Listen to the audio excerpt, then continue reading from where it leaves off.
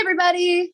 Today we are here with Mak Jagger of Mak Jagger Tarot, and we are going to be talking about timelines and timeline jumping. This is something different than we've never talked. This has never been discussed on the channel, but I do think that there is an astrological tie here. I definitely think that there is. And I've had a session with Mak. It was very, very cool. Very, very cool. And I feel like this does tie in with astrology. But I won't give you my opinions just yet. Mak, why don't you introduce yourself and tell us about the time, what timeline jumping is and timeline. Thank you for having me, and thank you for your kind words. And yeah, I was kind of inspired to come on in here and have this conversation with you after I was rewatching our conversation a few months ago about the Galactic Center and my placements that align. I guess that's how you would say that, I guess. And we had kind of this nice in-depth conversation about that. And I was rewatching it as we were going into Sagittarius season. And I was like, this it does feel tied together, right? Like, I think there's something that maybe, I don't know, maybe we're not even fully meant to understand how it's tied together, but like, intuitively, there's definitely feels like there's a strong connection. So my name is Mak Jagger. I am also based in Austin, Texas. I am an intuitive consultant. I specialize in the tarot. I've worked with the tarot since 1999. So most people do know me as Mak Jagger Tarot. That's sort of my branding and kind of how I built my name. But in the last several months, I've been working in some different modalities, including the Akashic Records, which is the reading that we did together. And then I also privately, we did an Akashic Record reading. Separately from the conversation I'm referring to. But I also have been working with timelines and timeline jumping as a modality, as a practice, through specifically timeline jumping, through guided meditation, and through practicing with other tools like the Akashic Records to kind of support the experience, but shifting timelines through meditation has been a really important part of my work recently. And so, I define timeline jumping. Well, I think first, maybe take a step back and let's talk about time in theory as it pertains to this work, which is rooted in quantum mechanics. And I always kind of jokingly, but like also seriously tell people, like, I went to public school in Indiana, so like I am not a quantum physicist, and I am in no way qualified on that level to talk about these things. I'm just talking about it from an energetic perspective. Yeah. But I think time is like a book. There are different pages in the book, but you're only on one page at a time, right? Like you can only do one page at once. So you can move from page to page. Time is malleable in this sense, but you can only be on one page at one time. Another way to think about it, and this is kind of like what really helped me visualize it, is radio waves. And people's conception of time from a quantum mechanics standpoint really ties back to our understanding of the radio, because you can only tune into one channel at a time, but concurrently there are many different channels that exist. So timeline jumping is like it's like tuning the station and moving from the station you're currently playing to another one. And you can do that by shifting your energy. So you could look at it like some people call this quantum leaping or co-creating reality. There's many different sort of buzzy terms for this concept as it becomes more popular. I was just on a podcast, another local Austin podcast this week called Demon Trash Podcast, and they are, kind of tapped into like what's happening on TikTok. And there's a lot of conversations, I guess, happening amongst young people, kind of from a fantastic point, like people that are timeline jumping themselves to Hogwarts. That's not really the realm that I work in. It's more about like intention setting and manifestation work. But like the thing is, like, your reality buffers around you when you shift realities, but eventually it starts to catch up to you where you are. And so I help people to intentionally shift timelines through meditation practice. And, that's what I do, I guess. So essentially what you do, like how you mentioned, jumping to Hogwarts, like you don't do that. You kind of meet people where they are, right? Uh-huh. And it's like the next kind of steps that they. Yeah. Yes. So I think my work with timeline jumping and the Akashic Records kind of came to me simultaneously. And Ellie, actually, like, I want to credit you in helping me with this, because I had a session with you, a birth chart reading several months ago. before I was kind of coming into this, and I can't remember what you were looking at in my chart, but you were telling me you're coming into new abilities. Like that was one of the things you just kept saying over and over again when you were looking at my chart, like you're coming into new abilities. And one of the things that I also like looking back on that reading or listening to it again and hearing back now, what I didn't know then was that I have ADHD, which I at the time was not diagnosed for and didn't know. But I also concurrently kind of came into this ability to tap into the Akashic records, which the way that I define the Akashic records is like a storage facility in the cosmos, like an iCloud, but in the cosmos that stores all the timelines that ever have been, and all the timelines that ever could be. And when you open the Akashic records, you can see your current trajectory, and you can also see ones that are near to you. And so with timeline jumping, you could go from the timeline you're on to a nearby timeline. But you can't go, you kind of have to move in increments. So you can't really go from $1, having $1 in your bank account, to $1 billion. Like that's too far of a jump, right? You would not be able to handle that. So it's about just like, but you can move yourself from $1 to $10 to 100. You can move yourself up. You know what I mean? You can move yourself and get comfortable at these new levels, and you can do that relatively quickly in timeline jumping. So you can make a lot of progress really quickly if you're willing to ostensibly believe that you are capable of moving into a new paradigm in your life. And using this practice can help you just like have your reality match that energy that you're putting into the world, if that makes sense. It does make sense. It definitely does. How many, I'm just curious, this is more of a curiosity. How many different timelines do you often find that people can, like they are where they are. How many different ways do you often find they can move? It's a little hard to measure. And I think this actually corresponds kind of well to like when you're in the Akashic records. One of the things, like when folks sign up for a reading with me for the Akashic records, I tell them one of the things I hesitate to ask about, or I hesitate to engage with, is specific measurements of time. Okay. Because the way that time is conceived of by our light beings, the masters, teachers, and loved ones, which are the bearers of the Akashic records that I connect with in meditation or through prayer, and deliver my Akashic record readings through connection with these guides.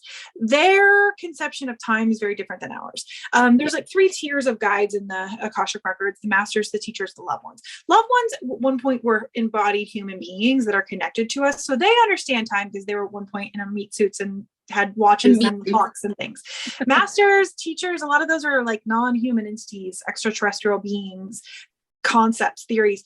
They don't have time. They don't care about time. So they don't measure it the same way we do. So it's very hard for us to like quantify that. It really is more about like the progress someone could make. It's kind of almost, the reason why I used money actually as a measurement tool earlier is because that's a really easy measurement tool to judge by. You like that can really help. If you're, a lot of people do come to me because they've got, things they're working through, including myself, around their finances. And this can be a really helpful tool to break out of a lot of that old patterning and conditioning that keeps us in lack. And so that's almost an easier tool to measure with, I think. Or you can measure with other increments that are just a little bit easier to determine. Like a lot of times people come to me because they're trying to do something in their career and they're trying to move from one thing to another quickly. And that's something we can oftentimes measure pretty, you can just see it happen, right? And that oftentimes happens over the course of just like one sort of, 5-week container with me. I can see people making immense progress. So it's hard to measure, but you can see the shift. And a lot of the work that I do, the reason why I don't just like guide people into a meditation and say, go off into the world, I support them for 5 weeks around the meditation, is the first 3 weeks is just getting clear on what you want, because so we're conditioned to so much projections and so much conditioning through marketing, through traditions, through so many different things to think. It's all the noise around us makes it very confusing to understand what we really want. Once you're clear on what you really want, timeline jumping is actually very simple, but the hard part is getting clear on what you want. And then once you're clear on what you want, you'll be able to measure it, because you'll know when you have it. I get what you mean about, Yeah. I get what you mean about money being like an ease, because money's actually, well, I guess credit and things like that aren't really tangible, but actual cash money, right? Like that is a tangible thing. Yeah. So measuring it up against something tangible does make sense, that would be a, yeah. Or like, like I've helped people quit smoking through timeline jumping. That's something you can measure. I'm smoking less cigarettes. Like that's something you can measure. I've helped people like transition in other parts of their life, and they feel more confident and capable, and so they're just doing things that they weren't doing before. So it's it's funny because we call it timeline jumping, but time is probably the least effective way of measuring it. because timeline jumping is sort of predicated on this idea that time doesn't exist in the way we think it does. So we have to kind of forget everything we've ever thought about time to be able to do this effectively. Well, and taking this like looking at this in an astrology, from an astrology lens, time is a Saturnian concept, father time. But the actual like timeline jumping feels very either Uranian or Saturn RX, Saturn retrograde. Mm-hmm. Okay, interesting. Because the retrograde planets in general tend to have an affinity for Uranian energy, because they do things differently. They have to function differently. Yeah. So there's, in the context of this, it does feel very like Saturn retrograde or Uranian or Galactic Center. Right. And, I actually talked to folks about Mercury.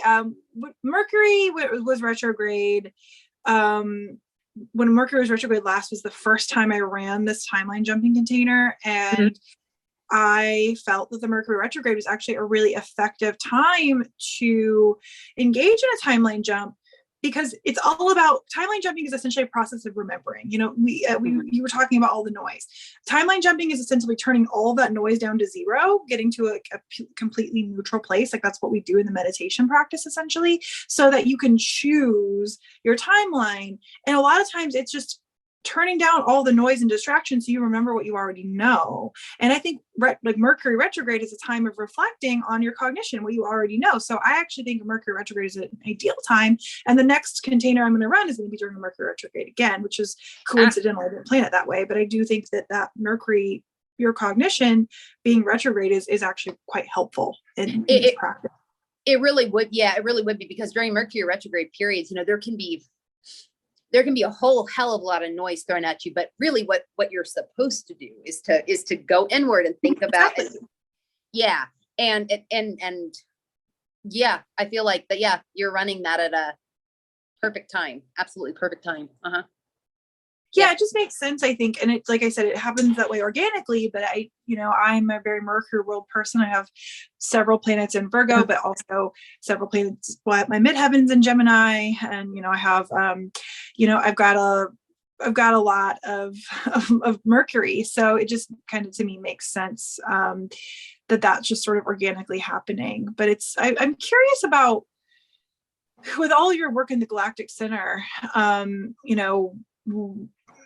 in it being Sagittarius season, and I'm just curious about kind of that connection anyway. Like, is the Galactic Center more activated during Sagittarius season? I've definitely been feeling this sort of Uranian feeling. That's because my Uranus is in Sagittarius. I don't know, I'm feeling something.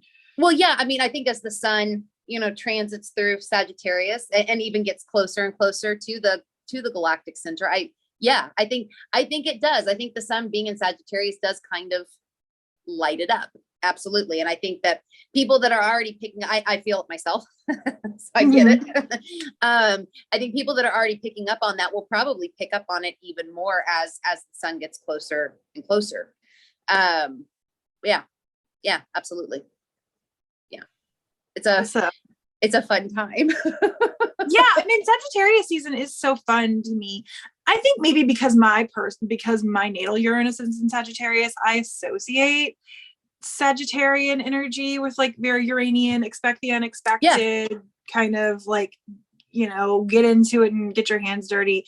I also think it's interesting that you talk about time being well, obviously we as people think of time as very Saturnian, and I have currently my sixth house of like day-to-day time management is my Aquarius house. So Saturn's been like really hitting me on time really hard recently.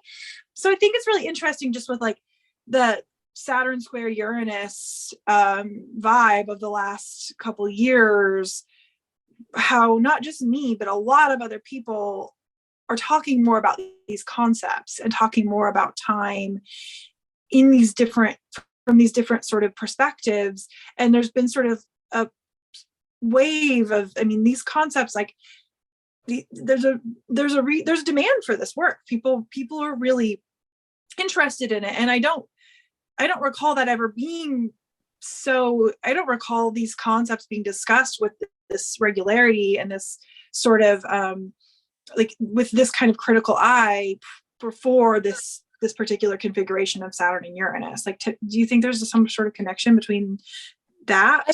I think there probably is. Because, you got Saturn square Uranus, and it's like the old, well, I think of it kind of in the most general sense possible, the old and the new. Mm-hmm. Yeah. I mean, but it's like, it's general, but it's also like that's how it's manifesting. Like it's coming through very clearly in that way right now. Yes. And it's almost like, it's almost like, I also think, but it's like the past and the present in a stressful aspect with one another. Right. Mm-hmm. The square and timeline jumping, right? And timelines in general. Right. And like the Akashic records, like what you were talking about, how it's everything that has ever been and everything that ever will be. Right. Mm-hmm. So right there, and everything that ever could be as well. So there's another third factor. Exactly. And everything that ever could be. So it's like you have this past kind of Saturnian thing going on with that. And then you've got the future Uranian thing going on there too. So yes, I do think that yes. I do think that there is a tie. It's a very interesting time, for lack of better words. If you can have the space to view it as that, which we're all living it directly. So good luck, I guess, finding that space. But if you can find the detached perspective of this is just a very interesting time, I think that is of some comfort. I don't know, maybe. Well, it does. And no, I agree, because there's a lot of crazy shit. There's a lot of crazy shit in the world. And if you can kind of detach from it and be like, okay, like, I know I'm a part of this. I know I'm in this, but I'm going to take a bird's eye view here. Right. And that's essentially what timeline jumping as a concept is going into a void space in your mind where ostensibly everything exists and also nothing exists. So you put all your current timeline down, pick up only the pieces you want to retain, and then step into a new one. And you have to be able to be comfortable with being completely detached for a moment in your life, even, just in your headspace, to be able to effectively do this work. If you can't give yourself permission to effectively detach, even just for a moment in the safety of someone else, which in this case with me, I'm holding that space for you. So whatever you're putting down is safely in my care while you're in a void. And that piece, that detachment piece, I would say nothing has really changed my life as profoundly as detachment has. I'm really working with like this in this last couple months, really working with like what it means to practice being in a healthy attachment with things is really fundamental to this work at its core. And I think the healthy attachment, detach, I mean, it's very important for people, just in general, I think, to kind of know what is actually theirs to attach to, and because I think for a majority of people, there's probably too much attachment. There probably should be a lot more detachment from a lot of Well, and the problem I think that a lot of people face is that we get so attached to certain outcomes because we perceive them as being like the only viable ones. And with timeline jumping, it opens you up to all the different potential pathways that could get you to your desired result, because timeline jumping is never truly about one specific outcome. It's about how you want to feel. It's about the life you want to lead. And it's about giving yourself permission to feel that in the here and now. Like one of the teachers I work with most frequently, their name is P the Fairy. And one of the things they often talk about is when you come out of a timeline jump, you just have to make a decision and commit to that decision as being the next right decision. And you just have to believe it. And whatever that decision is going to be what it is. Right. So wherever you go, there you are. And that's ostensibly what this work is based off of. But it's also just a way of getting unstuck. I think one thing I do want to say, and I want to be very clear about this, is I don't advise timeline jumping as a means of escape. That is not going to work. That it's not going to help. It's not effective. This is not for that. This is for progress. This is literally, there's one purpose for timeline jumping, and it is to make progress. If you do not wish to make progress, it's not going to work for you. Let me ask you something, because that's a very good point that you bring up. How can somebody discern escape in this context versus progress? Because you know what know what I mean? Yeah. That's why I think it's really important to have a supportive container, however you want to create that. I create one for you if you're working with me. Of course, there's many different ways of doing this, but I think the number one thing that is required to do this successfully is you have to get clear on where you currently are, and you have to get clear on what you currently want. And if you're in any way unclear on that, that's going to screw the process up. And I do think, like, going back to and this is something, I talked about on the Demon Trash podcast as well, going back to like that example that they showed me of like the kids going to Hogwarts and all of that. That is escapism. That is just old. That is the escapism as it's always been, just rebranded in quantum mechanics. Yeah. That is ineffective if you're looking to make progress. If you're, and this is the modality that I work with is about moving yourself forward. No, it's predicated off the notion that time is malleable, so one could go forwards and backwards, but timeline jumping as a modality is about moving forward. So you have to be able to detach from what you are currently, your current situation is, to be able to do that. And I don't know that that's what escapism is about. I think escapism is not about detachment. It almost is about it's about avoidance, I guess. So, but how you can discern between the two, I mean, that's really like, not an, it's probably not an easy question to answer. It's not an easy question to answer, but I think the best course of action is like, how real are you being with yourself? Like, how real are you willing to be with yourself? Again, this is also not a practice that works well in dishonesty, because you have to really come to an acceptance of where you are to be able to change that. And one of the things that I think, so the reason why I'm very intentional about creating a very supportive container and doing this work, is that it actually fucking sucks. Like most of the time you come out of a timeline jump and you're not like, I feel great. You're like, oh, I've got all these other things I got to deal with. And now I feel resourced to deal with them. So I'm going to deal with them. But I still have to deal with my, I come out of this void space, and my reality I've shifted, but my reality around me, my external reality, is still responding to me as I used to be. So I have to go clean up all of those old messes. So it's not escapism at all. It's in fact an incredible practice of taking accountability, which you have to be ready for, because that's how you create the change, right? So these concepts are, I think there is a lot of magic to them, but we have to remember we are the conduits of that magic. So we have to be willing to create the magic, and we have to be willing to follow through on the spell, or else it's not going to cast. Yeah, no, that's a good, that's a good point. Like I know any kind of like I work with Jupiter every Thursday, right? Mm-hmm. I work with Saturn sometimes on Saturdays. Well, more than sometimes but I do work with Jupiter the most. Yeah. And I know anything that I do, right, as far as that goes. It's not just like wishing, that it's that's not what it is. It's not like wishing this is gonna happen for me and just sitting back and waiting for it to happen. Fuck that. It doesn't work like that. No.